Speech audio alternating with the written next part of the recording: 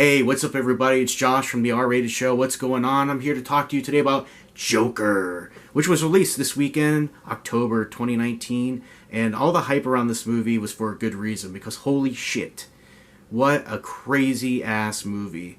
You know, I had a feeling this was probably going to be good, just judging from the trailers that I saw a while back. I was like, well, actually, let's go back even a little bit further and talk about Joaquin Phoenix being casted in this movie. Because when I heard that, Joaquin Phoenix, who's already sort of a strange guy, got casted as Joker, I was like, now that's good casting. That's a smart call. And, well, he didn't disappoint. Now, the trailers came out, and I was like, this actually looks like a legit film, not just some rushed, glossy superhero movie that Marvel or DC would put out. And, you know, DC's had a very spotty history of putting out superhero content that's either, like, pretty fucking good, like the Wonder Woman movie that came out, but then it's had, like, you know, some really bad flops. Suicide Squad, even though it had some redeeming qualities, not a very good movie. Now, I was a little tentative going into this, thinking, well, okay, they could screw this up somehow, and it was probably going to be a disappointment, but the trailers led me to believe that I really saw a nugget of creativity in there where the director was really trying to go for something, and there was going to be, at least in the very minimum, a performance from Joaquin that was going to be memorable. And so I was really just looking forward to that, and just hoping that the movie that it's situated in would be, you know, as good as a performance. And I have to say that it really did deliver all across the board. It was a 2-hour movie, and it went by pretty quick, even though it's a really heavy material. I would say the best way to describe Joker is it's a psychological thriller in a way. It unpacks the whole mentality of Arthur Fleck, who is the person behind the Joker, and it unpacks that whole psychology of how the Joker came to be and why he exists in the mythology today the way he is, and it put a human face on it. Now, Heath Ledger did that in a way, and I would say that if we're comparing Jokers here, I think that probably Heath Ledger's Joker is the only one you can really truly compare it to, because everything else before that's really sort of been campy or comic booky, cartoonish, you know? And this was not that at all. It was a human being struggling with mental problems, and you know, struggling to deal with what the world is dealing him at that point in his life. And not only at that point in his life, but his past as well. So when I settled into the movie and got into the pacing of the movie about a third of the way in, I was sitting there thinking this could go either way. Like, this could either become a really amazing movie, or it could fall apart and go for some cheap tricks that the general audience is going to love. And this is not a movie that's striving for that. It's trying to be its own thing. It had a message. I think it was a reflection of some of the things that our society is facing right now, which was a bold move for a comic book character. Comic book movies, you know, they try to appeal to a mass audience, obviously, because they're very expensive to make, and that's understandable. And a lot lately, they've been getting very politicized, and I don't think this movie's message is to be political. It's just holding up a mirror. And although people are politicizing it, as they do everything nowadays, and that, of course, ties into the controversy surrounding this movie. A lot of critics are panning it.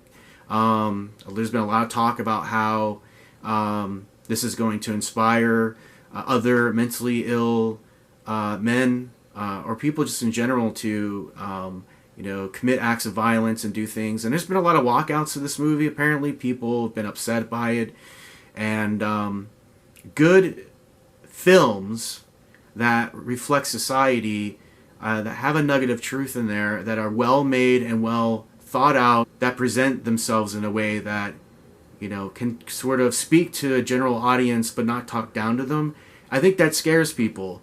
I think this movie really is saying something about how fucked up society is right now, and how there's really a mental problem, a mental health issue out there, and there's a lot of desperate people, and this is not a bad thing to put into a movie right now, and to put into a context of something like Joker.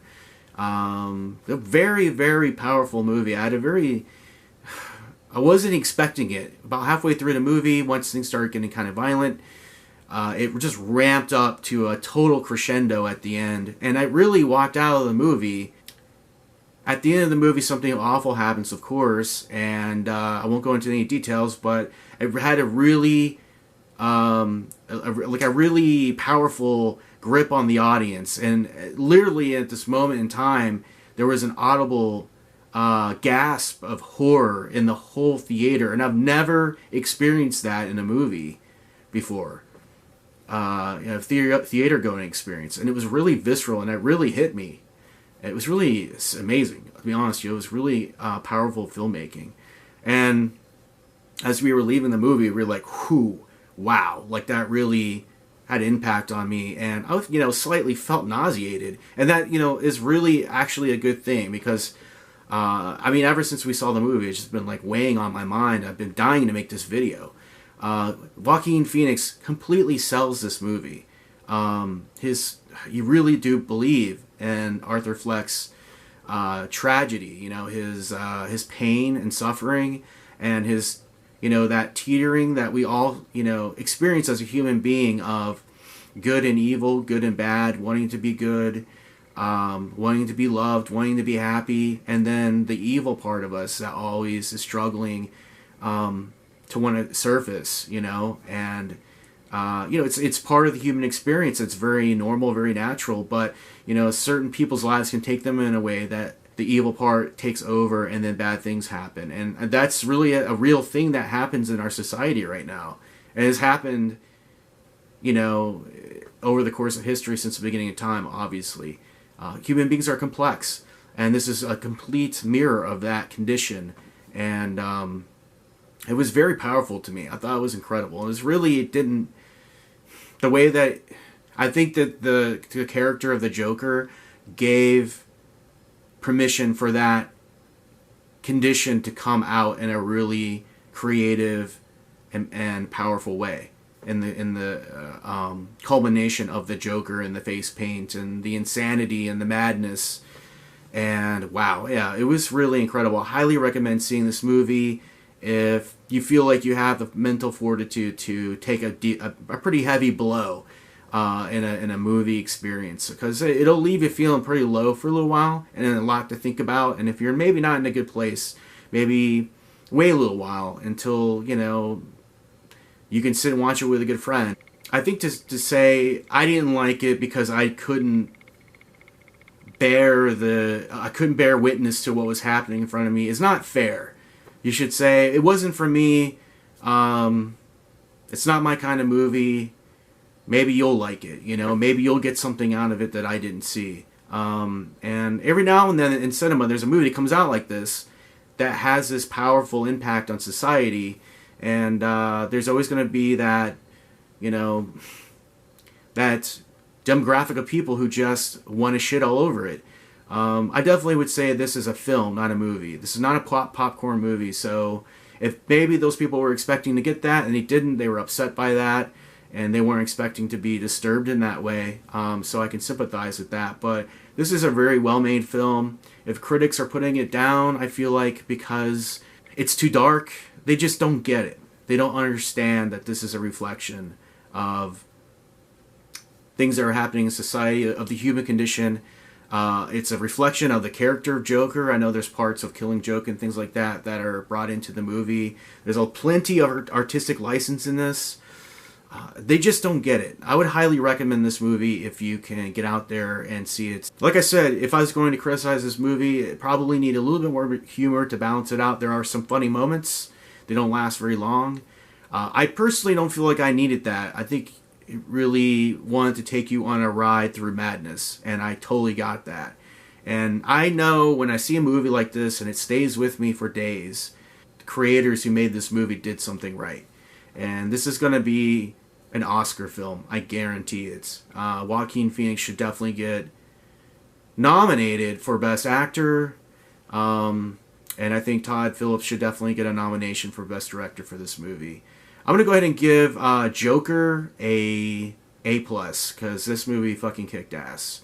And you know, greatness always has a side of controversy with it. And nobody's going to forget this movie anytime soon. And go out and see it. See it in the theater. Have the experience. Yeah, highly recommend, guys. So, as always, stay awesome, stay R-rated. Until our next review, see you later.